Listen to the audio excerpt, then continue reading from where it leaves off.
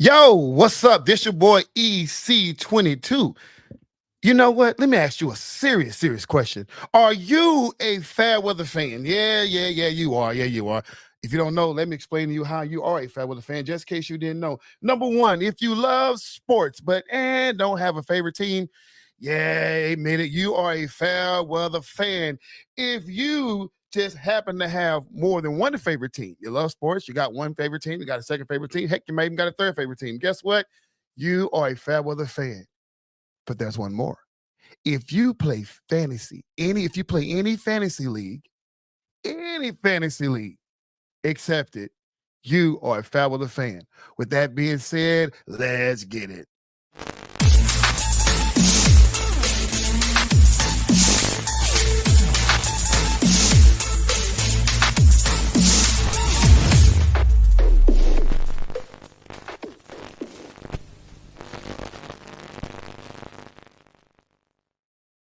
Yo, this your boy EC22 of the Fair Weather Fan Channel, man. We are back in for another live podcast. And listen, this is the Fair Weather Fan Show. We're a fan of every team, so there's nothing wrong with that. In the house, you got your favorite Philly fan shaking his head. Yes, you are a fan of every team. We got your favorite Philly fan shaking his head over here. And guess what? I got a first-time guest in the house all the way from Oak Cliff. It's your boy Long Live Ray, a.k.a. Bring the Tabassier. What's up, Ray? How you feeling, bro? I'm doing wonderful, guys. How y'all doing? Man, we are doing great. Max, what's going on with you? Same as always, man. Let's get it going. What's up with all this? What's up with all that? You got all the flaying going on. Can I get a Ric Flair woo or something from you? Woo! There we go, man. Y'all, we gonna dive right into it, man. I'm gonna do something different that I haven't done before on this show. I've done it on YouTube, but I haven't done it live on the podcast show. And we're gonna have a movie review. First movie up is Need for Speed. The reason why I want to do Need for Speed is simply because it's something fun to do. We watched this movie, we played the video games, and so that's probably the reason why I got Ray on there. Ray is an extreme gamer, so he would know more about this subject than I would. And Max plays it, I think, often, sometimes, I don't know. But hey, let's get into the movie Need for Speed real quick. Ray, watching the movie, playing the video games, what are your thoughts? Honestly, it's like the closest it could ever be to Need for Speed. Story-wise, goes to the typical story. Dude is a mechanic, badass driver and all that. And he's on hard times with his garage on being down in his luck. Yeah. And he needs the money. And what else you do? You race. Yeah. Don't get a mortgage, don't get a loan or anything, but you race. So typical Fast and Furious. Basically a Fast and Furious clone. Right. In the video game, you go through the same thing. And also with the movie and the video game going hand in hand with each other, they happen to have this wealthy guy that's like, hey, let's cut a deal. It's like the deal with the devil. And the guy is over here saying, like, you know what? I trust you. All right. So we go into this, but in the movie himself, he has to go ahead and be like, hey, let's set up for me in the race and I'll pay you something.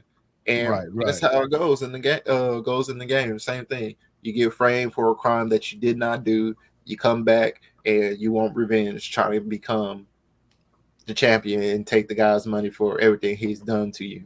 Right. Hey, Max, so what do you think about the video game as relates to the movie? Did you play the video game? Yeah, I did. Was you pretty good at it? Tell the truth. You probably wasn't good, was you? Well, I mean, I was good at it. I just never finished the games because I just didn't want to play the whole game, man. I mean, the game came out in 1994. So, and it had, I think 20 different video games titles to it in the franchise. So it's something we definitely played as kids. And as not as kids, as young adults, we love the cars. We love souping up the cars, changing out the engines, stuff like that. We thought we was actual mechanics playing this game, but the movie was pretty cool. It had a little romance twist to it, and like a little revenge sharing that scenario. I mean, stuff you typically see in a extreme race car driving movie. I liked it. uh, for what it was. The only thing I didn't like about this, and fun fact, they usually in these type of movies, you typically have a real car, then you have a stunt car. Well, every last one of these cars in this movie, and of course, they have the high dollar cars, right? You had the Bugatti Veyron, you had the Koenigsegg Agera, you had the Supra, you had the Ford Celine off there, which is a very rare car.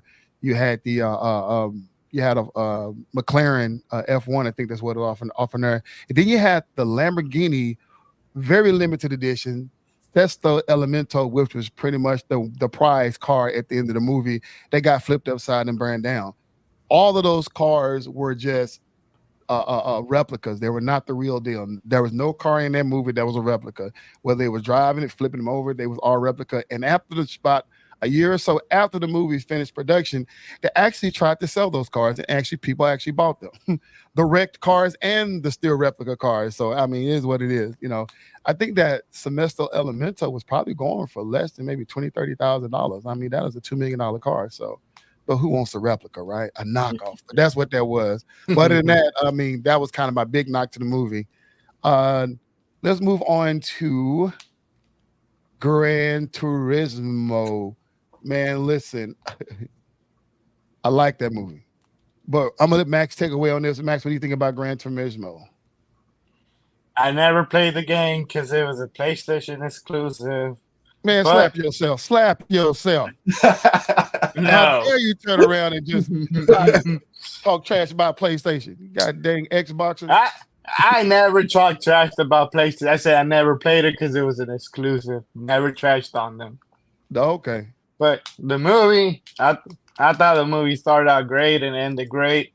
I like the whole dynamic at the beginning of the movie where the family's like, stop pursuing this, do something with your life, and he pretty much gets influenced by other people outside his family to like, hey, just go ahead and do it. And yeah.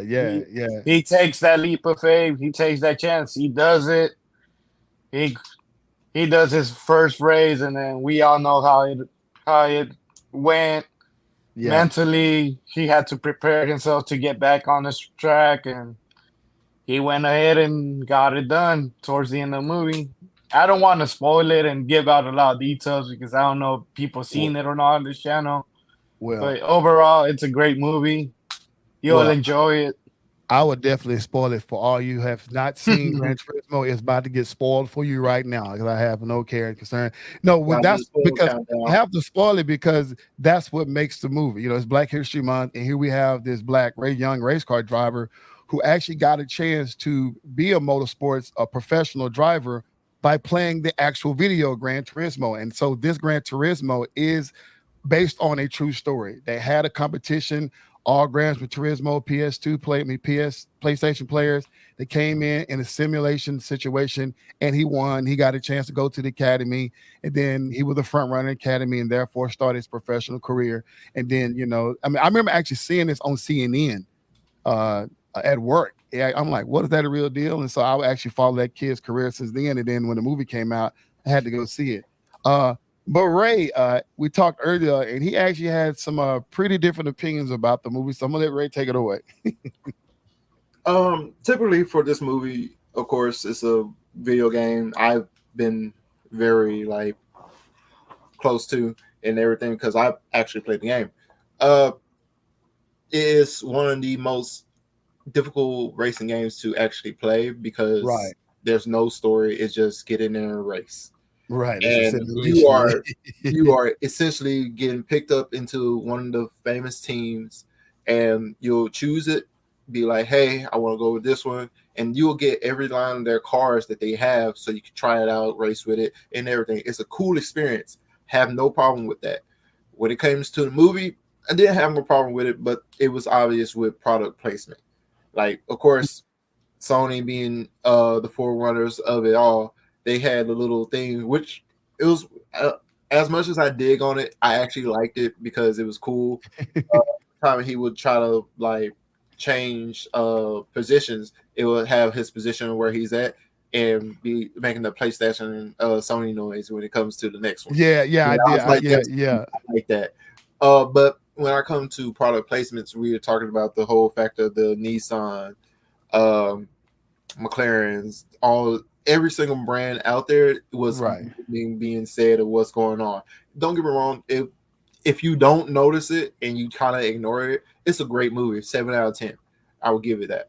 Right. But So, with the product placement keep going on and everything, it just has this moments where you just like, God, dog, I need to get me a new car. I know, right? You feel ashamed, but you had to pay the bill somewhere. I mean, this was a $60 million movie to produce.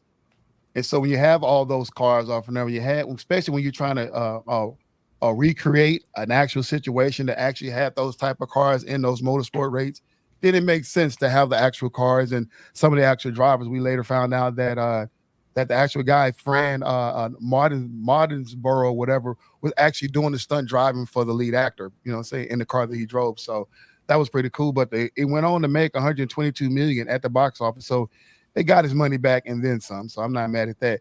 But you were saying something earlier. You were saying that you didn't want to spoil it early, but there's something you were saying about one of the characters.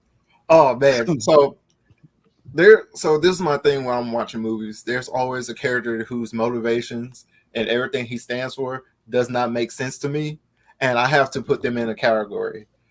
And the category is certified player hater of the day. We have the guy from the opposing team. His name was like Nick, and I can understand you're the poster boy. You over here being shown as the guy to win it all, the greatest guy of them all, but your temper is the one that kills you all. Bro, one of the scenes in the movie, the first scene we get with him, he gets mad at the newbie and he's like, you going in my way, I'm gonna speed up, and ends up flipping his car. I hate the spoiler, but he flips his car. And I'm just sitting here like, bro, why you even do that? Like certified player hater. And then like later on in the movie, he cuss him out, like passing him up, like, yeah, take that. And I'm like, bro, I mean, it wouldn't be no movie if you didn't have no player haters, because the player haters need a movie too, right? Somebody got to represent the player haters. Hey, if they call in the movie term, they call him the antagonist. He had to play the bad guy. Unfortunately, now we hate him forever. When it comes to the antagonist, I would rather the antagonist be smarter than just be like, I don't like you because you in my world. Hey, no, I'm just here to write the script. He need to write his own script. Like if y'all have me playing this old lame role, let me play my bad guy the way I want to play my bad guy, like The Rock did. Like, I'm gonna play my own bad guy. I'm gonna show you how a bad guy supposed to be. Hey, moving on from that, here's something fun, y'all, that had me cracking up. How many of y'all saw this nonsense over the weekend? Let me play it for you real quick. Y'all see this? That is Cam Newton. Yes, Cam Newton formerly of the Carolina Panthers and the New England Patriots quarterback out there getting into a fist fight at a 7-on-7 tournament. Now, before I let you guys give y'all spiel, here's some backstory about Cam that I noticed. Cam is one of those guys who wants to give back. He wants to give back. Saw him doing early in his career, doing the Play 60 commercial with the kids and stuff like that. I'm going to be your mom's favorite quarterback was one of my all-time iconic line by one of those little young kids who was talking to Cam. That was funny. I'm going to be your mom's favorite quarterback. But post-career, even while he was still playing, he went out there and started trying to get back to the communities. Now, some of these communities he go back to, they're in the hood. Just going to call it for what it is. They're in the hood, and some of these kids just don't know how to respect adults, let alone authority, And so you can see him getting a lot of pushback from these young children. I'm not talking about 20-year-olds. I'm talking about guys in their, junior high school and high school years. You know what I'm saying? Now, fast forward to modern times, he's playing 7-on-7. I don't know if I guess these are still dealing with kids, but now he's getting into it with the coaches who are grown adults. I can see Cam going out there because the reports say, now the report is one-sided. It came to the two guys who he started fighting with first, and they came out and saying that Cam was doing a lot of trash talking and stuff like that, talking about his money, trying to sun them out there on the field. They ain't got as much money as him, which I've heard him say several times on camera when he's dealing with these youth sports. and then they said that there was an argument and Cam grabbed first. He didn't swing first, but he grabbed first, and then that's what led to the altercation. So, Ray, I'm gonna let you take it away first. What are your thoughts on this nonsense? Well, if you play back that video, this man looked like Raiden from not Raiden, looked like Kung Lao from Mortal Kombat over here doing vortexes and stuff. Yeah, that head did not move. That head was on his head, boy. He was he would not move. I was like, hey, yo, he about to toss it at them and just shatter their skull or something. But if I'm being real with you and on a serious note, I could see him being the aggressor. Yeah. I hate that you have to put yourself as an NFL legend in your own right to go out your way to speak your spiel or just say anything with no filter and just be expecting other people to accept it just like that. Right. And then if you're the first one to put your hands on someone, my mom always told me, if you put your hands, someone put their hands on you, you have every right to swing back. Deal with the consequences, baby. That's what we do. Yeah, you deal with the consequences. But at the same time, we have to keep looking at it like this. He's going out to these different areas trying to build something, but at the same time, he's also antagonizing them. Yeah. You can't do both and expect positive results. In the end, always comes to being more and more like, what are you contributing to the future? Right. At this present moment, it doesn't seem like he's contributing anything. So, Max, based on what Ray said, you can't go out there and be aggressive. You have to keep in mind that you got to contribute to the future because that's what you're dealing with, the future, right? How would you have handled that situation?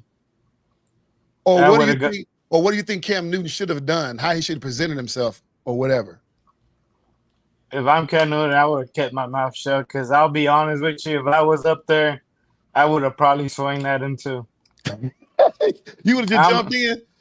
I'm telling you right now, I was never a Cam Newton fan. I did not like him.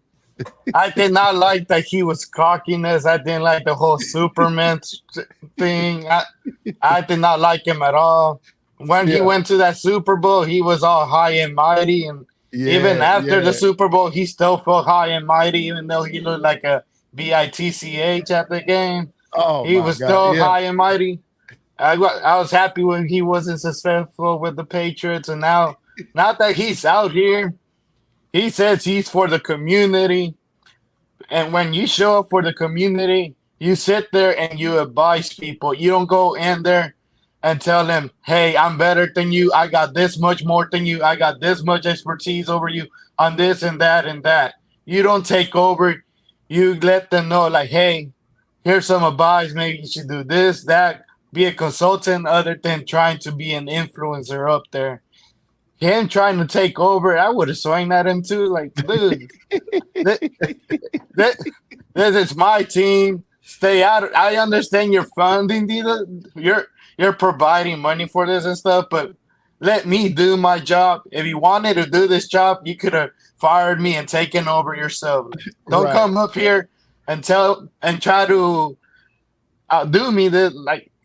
If I had my family up there and he came up here and started doing all this, telling me I'm not doing a good job and stuff, and they started telling me, well, I have all this money, I have all this and that. You got two options. Find someone else that can do what I'm trying to do up here. Yeah. Or take this as a man and let's go across the parking lot and just go at it. Because I am not going to let you disrespect me in front of my people too, you know? Yeah, there's a time and a place for all that. Yeah. Exactly. I look at it from this point of view. I mean, basically you guys are hitting the nail on the coffin. I know there are a lot of people right out the bat was saying, everybody was praising Cam Newton because, it looked like he's getting jumped and, he's a big dude. He's a 6'6" guy, say 200 some odd pounds. And so obviously, he probably cannot take the guys in question that was there going at him. But that's besides the point, right? Cam Newton, first of all, is like, dude, you're a multimillionaire, you're ex-football player, professional football player at the highest level, former NFL MVP. You went to the Super Bowl and fell short. Got beat badly by the Broncos. But in these situations, Cam, I've seen some videos, Cam, and I hope Cam see this. Cam, I've seen some videos of your earlier days as you come out there and try to take on these endeavors with these young folks. you got to be humble. Kids are going to be kids. The kids are going to say stuff. If they come out there and be a little cocky, oh, well, it's your job to teach them how not to be cocky, not to engage in a back and forth situation with a child. And as you're dealing with the adults, the leaders of those particular teams with the adults, you're still the bigger person because you're trying to give them information to get them to the next level. If they want to be cocky and want to try to go against you one-on-one, you don't have nothing to prove. But it feels like you go into these events with something to prove. Maybe you're trying to use this to get back into the NFL, and this is not the way to go. Take heed from Shannon Sharp. When Shannon Sharp talked to you on your own podcast, he told you what you need to get back into the NFL. This is not the right way to do it. This is a bad look. After this fight, you will probably never get a chance to get back to the NFL if that's something you still inspired to do. Just chill, bro. Chill, bro. Be an example like Max says, and go out there and lead by example. Don't go out there fighting these babies and these young men. Go ahead, Max. What you about to say? This is why you don't have a job with any ESPN, NFL, or any type of analytics type of deal on the field, off the field, because they already know you're hot tempered and you're easily irritating. You're unworkable at this point. Hey, go ahead, Ray. I just don't understand like why it's always the ones who brag about all their money that they're making, but it's them the same ones who make all that money but haven't been playing for about 5 years now and haven't really amount to anything. Like when's the last time, brother, we saw you at the Super Bowl? When's the last time we saw you in the playoffs? It's crazy because you're talking about a kid is coming at you talking about whether he believes you washed up or not, and that's an opinion from a child who really don't know football in its entirety at this point. And the one thing you're gonna throw him in is your money. This is a child. This dude probably can't even drive yet. And I seen that video. You ain't got money like me, Campbell. What? This is a child. This is a kid you're talking to. I mean, come on now. I mean, we've seen these situations when ex-football players get in these youth organizations and it goes bad. Just a few years ago, for those of you who do not know, Aqib Talib, the brother of Aqib Talib, Aquad Talib, got into a situation. It was Aqib Talib's team. He funded the team in that organization. They goes out there and play. And the rumors have it from people that are close to the organization said that when Aqib Talib and his brother team showed up, it was a lot of trash talking. After they won, it was a lot of trash talking. It was a lot of explicit trash talking, right? The day in question, Aqib Talib and his brother team actually won the game. The coach of the other team went to the ref to try to, figure out or talk to the ref about some bad calls. For whatever reason, Aquad Talib got upset, and Aqib Talib got upset. He got upset with the other coach, complaining to the ref. Now the game is over with. They ain't gonna change the game up. And then at that point, the coach and Aqib Talib get into a shouting match. People jump in involved and start trying to break it up. The coach of the other squad tried to defend himself because he got this whole team coming at him. He picks up one of them down markers, swinging and trying to protect himself. Aqib Talib brother pulls out his gun and shoots the dude and kills him on the spot. Now the sad part about it, this man is sitting there dying and actually passed away in front of his own kid. Now this was an NFL player and his family member. That type of stuff don't belong. Now, thank God that the Cam Newton situation didn't go that bad, but it could have been. Just like Max said, if he was there and he was his family member, he would have jumped in and did something. I don't know if he would have jumped in and pulled out his pistol and pistol whipped him, but we don't know what people's aggression level is, right? So Cam, protect yourself. But not only Cam Newton, y'all listen, remember, it's about the children. You goddamn adults quit acting stupid like that. Anybody got in a fast life final world, that just made me mad. Goddamn adults tripping in front of these poor children. With that being said, let's go on over to the NFL. No, we ain't done with the NFL. We still trying to watch basketball, but like I say, the NFL just will not leave me alone with all these new topics. And one topic in particular is this right here. Max, I don't know how I feel about it. Eric Bieniemy taking a job to UCLA. Oh my God. What do you got to say, Max? It's the NFL is wrong for this because he belongs in the NFL, man. Absolutely. He does not belong in no college at all. He belongs in the NFL. He's proven that. He knows how to talk to mature people. I don't know how he's gonna get into the minds of young adults that are always trying to party and stuff, as opposed to a young man that are playing the game. It's a whole different ball game, different offensive, different lifestyles. Plus, these kids are getting paid now because of NCAA video games, so they got some money. It's a bad place for Eric Bieniemy.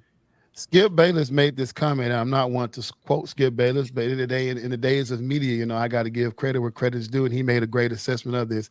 Basically, in part, I'm gonna paraphrase what he's saying. I'm not going to go to the long-winded comment he made, but two things stood out to me. He said that he mentioned the Rooney Rule. If y'all don't know what that is, this was a Rooney Rule was basically saying that minority coaches, every team, if there's a minority coach that's up for a job, then they have to entertain them and interview them, right?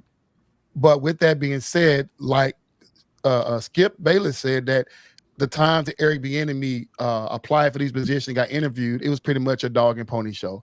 Basically, we doing it because of the Rooney Rule, right? Not because we really want you, because of the Rooney Rule. Well, like what Max said, it's a very sad situation because this guy deserves to be in it, right?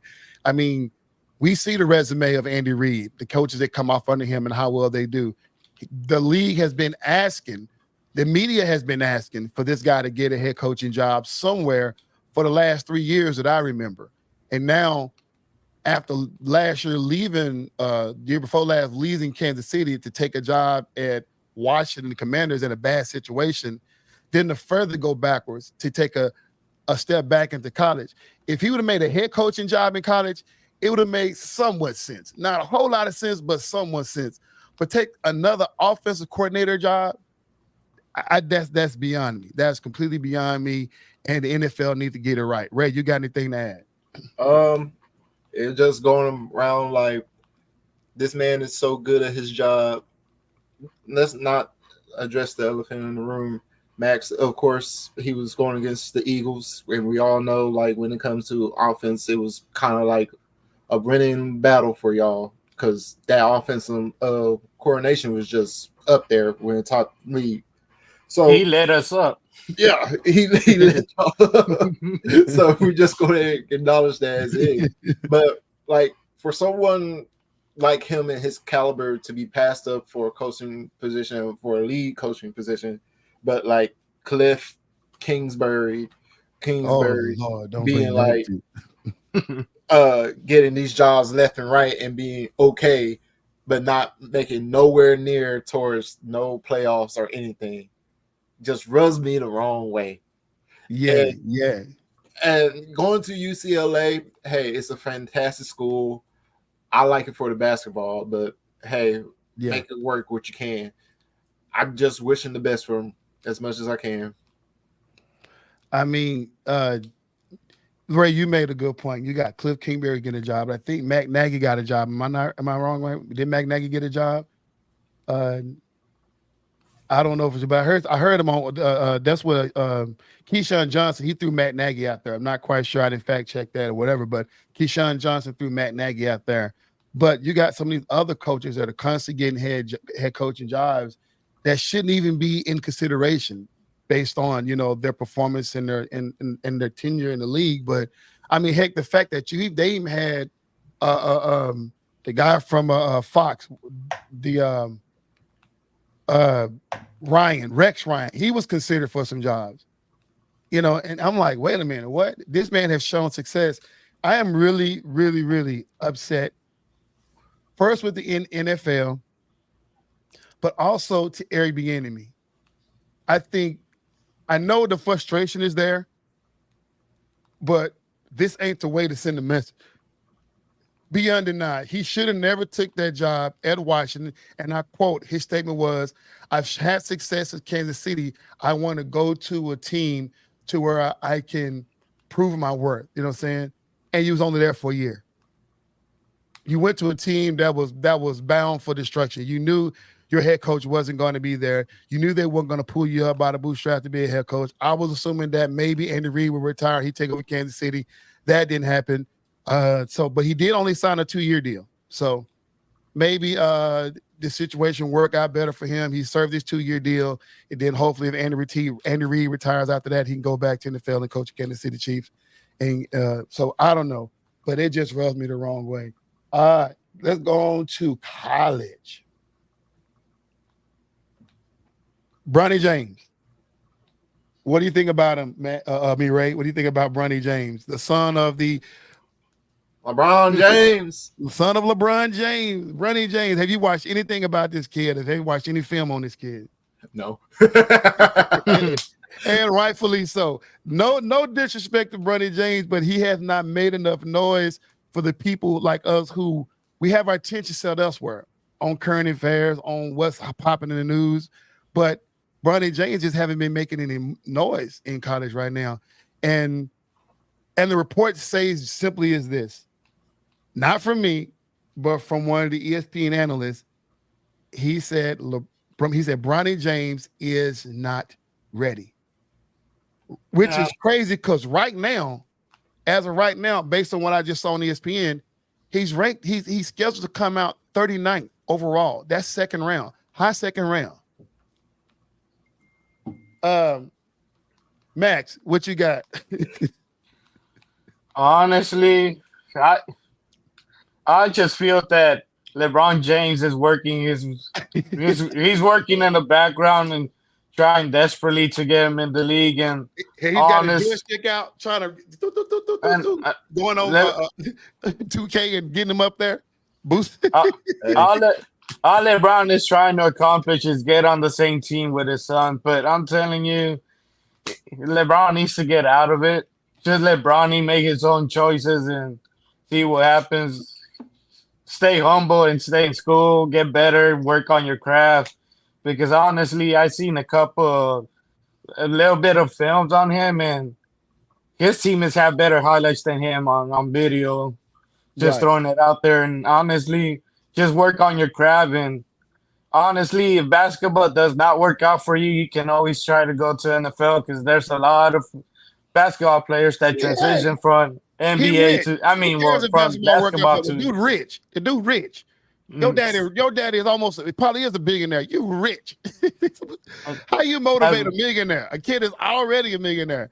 Now, I will say this. That the fact that he is playing and trying to navigate his own path and his own legacy outside his father, use his father money. I mean, I think that is phenomenal. But Ray, what you got to add to this? Well, let's just go ahead and address another elephant in the room. That's our second elephant in the room. Yeah, there's another elephant in the room. I'm telling you, they just coming in here like, wow. Yeah. Let's just acknowledge that most kids that are from famous basketball lineages and all that have not really been successful, minus the Currys.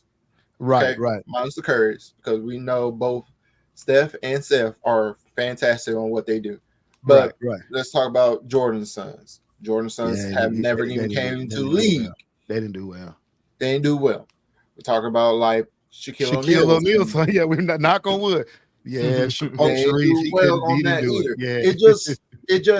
not always a guarantee that me being related to this famous basketball player who is my father, who is had leagues of their own by themselves, like different amount of awards, different amount of achievements and all that, does not mean it's going to translate to me. Right. And this is like, it's great that he's trying to distinguish himself from his father and everything is great. But at the same time, you want to do more than just what you're seeing.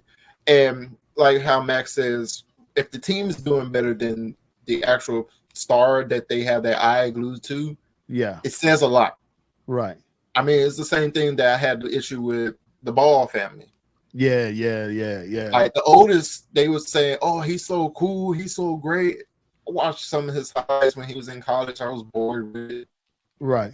He was like, he ain't going that long. Still here, don't like. It's like, hey Ray, you got some 5G situation going on over there. Oh, I'm sorry. We feel like we talking to a robot over there. No, it's like he's coming back in. Okay. But let me ask you this question. I mean, obviously you just said it a while ago. We're talking about the expectation, right? I mean, I like the point you made. The hype around the player shouldn't supersede the talent. And that's what we saw with a lot of these guys, with a lot of fanfare, especially with the LeBar sons. You know what I mean? And no disrespect to Lonzo and LaMelo. They've done had a great career in the league and stuff like that. but that hype was pretty much up there. And the thing that kills me with this whole Bronny James, the kid need a chance to play the way he wants to play. But right now it's this narrative, right? Will he play with his daddy? If he comes out this year, he's probably slated to go to Portland. That's what the analytics say right now. You know what I'm saying? And the mock drafts are saying that he can go to Portland. Now this whole narrative, will LeBron James opt out of his last year contract and go to Portland to play with his son? We don't know. You know what I'm saying? But the fact that this is a story kind of irks me a little bit, because you take LeBron over there, you pretty much handcuffing the team to see if this works. But I love the fact for him, it makes much sense. Stay in there. Because you are Bronny James, if you stay in the league, he can make upwards to $6 million in NIL money of his own, not daddy's money, but his own money, you know? And you got another year to develop your craft. Bronny James, if anybody from the James family, distant family of the LeBron James family, y'all tell Bronny to stay in school. You know what I'm saying? Go ahead, Ray. I mean, yeah, I would love if we could keep the mindset of keeping our young athletes in school so they can actually grab them a degree just in case it doesn't work out.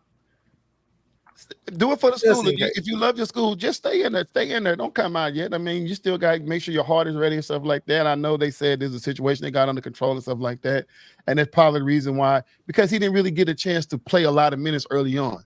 So now let's see what a full season look like. You know what I'm saying? To make sure he's held up pretty well. And then look for the next season to come on out. You know, if LeBron James opt out of his contract, obviously he'll be opting out to make more money and re-sign with the Lakers, but you do a 1-year deal or whatever the case. And then, you know, we'll see what happens after that. But let's move on to the March Madness, since we're talking about college. Y'all, real quick, don't have a whole lot to say, but for those of you who are in the March Madness, who love to play this, who love to get involved with brackets, man, listen, you're a few weeks away. I think a week after next, we'll be starting the conference championships. And then after that, you know how it is, the round of 64. And then we just go through all the nonsense and chaos from then. I am ready. I usually do about 4 or 5 brackets, but I never win, but that's okay. But I'm going to try my best this time to really dive in and really try to get involved in some of the analytics, some of the stats, and see can I build me up a bracket. But not only the men's, but the women's bracket as well. Question to you guys, are you guys going to fill out your NCAA bracket? Tell the truth. I am. And I know I know once I fill out the first round, I'm gonna just be out of it because I'm gonna be messing it up. See, that's you like to play those tough rules. You like to gamble. I don't know why this dude like to gamble. I mean, we should all get it right in the first round. I mean, most of us can, unless you have one of those crazy teams that jump out of nowhere. But there's always that one team that messes everything up. That one team just makes us all throw our remote controls at the TV. Ray, you're not gonna get involved in it. I definitely am, but most of the things that I go for are like the normal ones. So UConn, UCLA, Tech, and probably I want to say Oklahoma, but I can't remember. Yeah, just what side note, don't root for Oklahoma this year. You definitely ain't doing too well. So anybody knows me, man, I'm a Big 12 fan. So right now, as it stands right now, University of Houston has taken the #1 spot overall. So I'm excited about that. But I'm disappointed in Cincinnati Bearcats. We brought y'all into the Big 12 for basketball purposes, not for football, for basketball. And y'all need to get together. You know what I'm saying? Texas and OU are going to believe in going to the SEC, and they're going to have a great run as basketball in the SEC. Football is going to be, up for grabs, but they should do well in basketball. But man, with the other teams we get, like Brigham Young to the Big 12, I'm excited. But we got U of H up in there in the running for. We got Baylor, and we got obviously Kansas. That's always there. So we're excited about that. Man, that's all I have for March Madness, man. Like I say, next week, the end of next week, they're going to start the conference championships, and it's going to be quick, a few days, if you're over the weekend. Then after that, they're going to make their selections. Then after that, you know how it is. It's time to get put your big boots on and get at it. It's going to be a race all the way for the rest of March. That's why they call it March Madness. We're gonna all be needing our water, and all the way to the end, it's gonna be high octane. I love it. Today's NBA, y'all. I've been promising to talk about basketball for the longest, and I have been slacking on my duties as a premier podcaster. I'm gonna call it like it is. And the reason for it is this: I'm an old school cat, and I love the high scoring games. I love the athleticism, but man, for the same reason I love it, it's the same reason I don't like it. You got cats scoring 140, 150 points in regulation. Yep. That is that. How do we have a defensive player of the year if teams are scoring 140 some points a game? Name me one. I don't know. I mean, I'm pretty sure some guys out there they got stats and stuff like that. But if you block a couple of blocks or steal a couple of steals, but that team still goes scoring 400 some 40 points a game, I mean, what did you really gain out of that? I don't know. Hey, brother, I'm just gonna be real with you. Rudy Gobert is still defensive player of the year for me since 2020. He will still be that same guy. That is what we call an emotional pick, which I welcome on this show. We love emotional picks, and I'm glad that you said it that way. You know what I'm saying? He is your guy and forever be your guy. I don't have a defensive player of the year, but man, but what I do like about this, because right now we don't have the norm.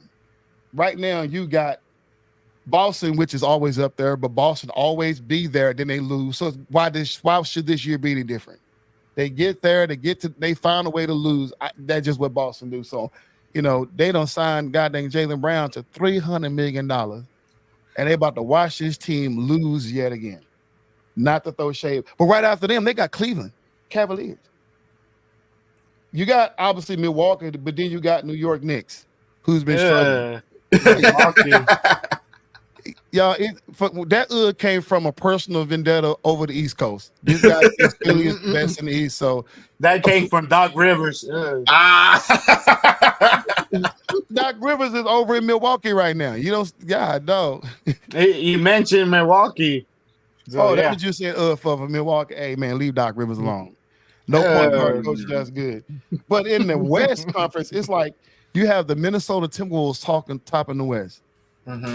After that, you got OKC, and then you got the defending champs, Denver Nuggets, right behind that, and then you got the Clippers and the Phoenix and stuff like that. And then I'm so surprised with New Orleans doing the best they can, sitting at 6 spots. But believe it or not, the Mavericks is making their way up the ladder.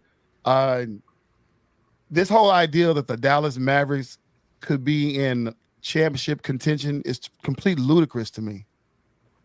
But this is stuff that's coming from right here in the heart of the Metroplex, and I get that our mainstream media are probably getting paid to say such things. Ray, what do you think about these Dallas Mavericks, and what do you think about them this year? Don't seem like you're a fan to me. I'm not a fan of you. Hey, of all Dallas teams I support, it's the Mavericks. Really? Yes, it's the Mavericks. It will always be the Mavericks because I was there when they won their championship in 2011. I went to those games, enjoyed it, and I like Luka. Luka is good. The only thing that's the problem with the Mavericks is Luka. Exactly. And there's no shade on Luka, but I mean, you got him and Kyrie that are playing pretty much, they take turns scoring. It's your turn, bro. It's my turn, bro. Not like synergy where they're feeding off each other, stuff like that. It's really your time to score, my time to score. Then you got the other three guys on the court, no matter who they are, from the 3 to the 15th player getting in the game, if they go that far, everybody else is a spot-up shooter. Except for your big men. Your big mans are down low to set the picks and screens and stuff like that and do what they got to do. But then everybody else, from your other guards to your forwards, are all spot-up shooters. And, hey, when they're winning like that, they're phenomenal to watch. I'm not going to lie to you. You can't help but to be a Maverick fan when they just knock it down 3 after 3 after 3. That's when you be like, man, this is the best team in the world. But when they missing shots, that's when you start cutting up your jerseys. I hate this team. And that's why they're right now currently sitting in the play-in situation. And beginning of the season, they was in the top 5 situation, and now they done dropped all the way to a play-in situation. So, I mean, I don't know. Max, what are your thoughts on these Dallas Mavericks? Consistency, man. They show up when they want to show up. They stop playing when they don't want to play. Once they get behind on the board, play like 10 plus points, they just give up and they don't even try to make a comeback. They just give up on themselves. Speaking of, and I got to give him this, Ray, because we got to go to his Philadelphia Eagle team. Can this team win big without Joel Embiid? No. Hell no. No. Okay, it's crazy to think that big man is the reason why a team is so successful. Today's NBA, right? Because nobody uses today's man, NBA. Right? The fact that a big man is the success of a team. It's the same thing with Denver. If Jokic got hurt, it would be a wrap. They would not even be a thing anymore. Nuggets wouldn't even be considered going for a second turn. Right. But when it goes for Joel, I mean, like, the dude is just that good. Right. And you sit here and you're like, I hope he don't get hurt. I hope he don't get sick. I hope he don't have nothing bad to him. Because hold on, Ray. This is Ray. Hold on. We got something going on real quick. I need to figure out. I need to get to the bottom of this real quick. I need to get to the bottom of this right now. did you put her up to this? I need to know. No. She has legit hate for the Eagles between her and Max. That's it. But I would defend my love. She doesn't like the Eagles, so I don't like them. Max, you got any clap back? Remember, this is a PG show. I just said what I needed to say, but I muted myself so y'all wouldn't hear all the curse words and stuff. I got it out. I got it out of my system, but the more hate you give us, the more respect you gotta give us. I don't know about that. If you're hating on us, it's because you got something to hate on us. So there you go. Did y'all see that Eagles commercial? I think it was about doing laundry, and I'm laughing because it's like when your team is good, when your team is doing good, you take those jerseys and stuff to the cleaners. But now that they lost, you throw them in the pile of laundry like everything else. Just throw them up there. Jason Kelce had to get himself out the bottom of the pile of laundry. I'm like, man, it's a subliminal message that kills me with these Eagle commercials. Like, I would have made that commercial. You mean to tell me I got to be in the bottom of the laundry? Hey, and the end of their rope, apparently. I know, right? Getting back to the NBA, man. Listen, yeah, you right. I mean, you hit the nail on the coffin, right? We have now a lead to where the big man matters. You know, you're talking about if Giannis step away, they're not going to win. Jokic, Joel Embiid. But after those, that's pretty much it. You don't have too many other big men that that are controlling their teams. But I like it. I like it for that reason. You know. Yeah, it's like it's the only thing that Dallas really needs. Like, they don't have a consistent big, so it's always for Luka, Kyrie, one of the other people for playing the 3 and 4, trying to make sure they get the rebound. And I'm like, why can't we get a big? Well, you want to know why? Because all of our bigs are foreign players. We don't breed them like that in the USA no more. We don't create big men. All these guys, when they get 6'6", 6'7", as they in their younger years, and they know that potentially they may become a big man, they put the ball in their hands, teach them how to dribble, and control their diet so they won't get thick. I mean, Zion Williamson, who's not considered a center, but he's a forward. But they fussing him about it. Lose weight, Zion. LeBron James, when he came in at one point in time, he was 280 pounds, but they made him lose weight. Well, he decided to lose weight on his own. He got the best $5 million a year, I guess, in healthcare. Don't quote me on that, but it's a lot of money in healthcare and training and stuff like that. But he got the money to do that. But yeah, I don't think America breeds big men like that. No, what up, Lou? What up, Lou? I'll be trying to join you later on, bro, in your show, Faith Talk Radio, man. My boy Lewis Medford over there. Hey, man, join the podcast. I'm going right. He'll be actually going on in 10 minutes after this show. 10 minutes from now, right after the show, he'll be joining us. So I'll join him as well. Y'all who are watching Fat with the Fan, man, please, right after this show, jump on over to Facebook, Faith Talk Radio, with my boy Lewis Medford and the coach, Montez Turner. Yeah. But no, but I love today's NBA. I love it. I'm still a 90s guy. Don't get me wrong.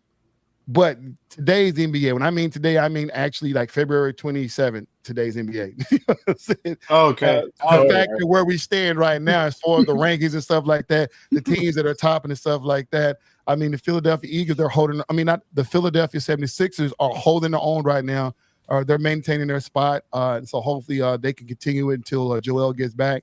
And then once he get back, I mean, boom. I hate it though, because he was on the verge to be the front runner for MVP, and then he got hurt. And with the must play certain amount of games to be considered for any after season award, just killed it for him. I mean, it makes sense. But then I didn't like when they said that Nikola Jokic is the front runner again. This will be his third, if he wins, it'll be his third league MVP. And I ain't hating. I'm not hating on him. Maybe I am. I feel like I'm hating, but I don't want to see him get it again. But I mean, Luka Doncic is a front runner, so I wouldn't mind seeing him get it. But they got to make the playoff for him to be deserving of it, and they got a long way. They got a long ways to go for the rest of the season. Y'all, that's all I have for today's show, man. It was great. Thanks, Max. Thanks, Ray, for joining us. But hey, any final words from my boy Ray? Pass it to Vassier. Go Mavericks. Go Mavericks. Max, what you got? Don't you say no Eagle junk. Don't you bet not see it. No, go ahead and say it. I'm getting ready for baseball season. Yeah. Somebody, my boy G posted something talking about the Rangers won. I'm looking like, wait, this is just spring training. Yeah, I mean, who cares about spring training? But no disrespect to G. G, I get it. Spring training maybe count to you, but we looking for the big deal. Was that March, the last week of March 29th, I think, that's when everybody go live. They're going to play a game somewhere overseas, right? I forgot, was Korea somewhere. They're going to open the night overseas in Asia somewhere, and then the following day or whatever the following week, that's when everybody go online, March 29th. And Ray, Max, are we going to go to a game this year? We got to go to a game. We got to pick a game and go to it and stick to our guns. We got a profit sharing. We are going to a Rangers game. Well, we know two tickets of us profit share, not more three. Oh, well, he's a federal employee. Go ahead. Hey, I'm not gonna lie. I'm saying let's go to a game and let's go to the All-Star game as well. Where's it gonna be played at? Here. Really? Oh, yeah. All-Star game. All-Star weekend is up here in Texas, so yeah. Up here in Dallas. I gotta figure out. I don't know when she put that comment in because I wasn't looking, but I gotta figure out when she put that in there. She said, "Smart man." I think it's to my comment saying, she's a Cowboys fan, and she's my girlfriend, I have to support the Cowboys. I think it was when I said Fly Eagles fly. No. We know definitely wasn't that. It definitely wasn't that. Remember, if you're still on, please let us know. Give us clarity when you were saying smart man. But I'm pretty sure it had to do with Ray. And hadn't unless I hope it did it with Ray. right. Yeah, I don't want to have no domestic situations going on tonight. You know what I'm saying? Hey, but y'all, before we get out, I want to say a good happy birthday to our special guest right here. Tomorrow, he will be turning, about 55 years old. Oh, you funny. No, he'll be turning a lovely 29 years old, man. God, but it feels good. I bet it feels good to be young. You know, I will be turning maybe, 27 myself this summer. So, hey, here's what it is. That's how already Ray is getting out to wish you a happy birthday. Appreciate it, Ray. Thank you. EC22 just mentioned 27, which is the number of years Cowboys have not gone to a Super Bowl. Jesus. Just saying. God. No, that hurt real bad, man. Let's see.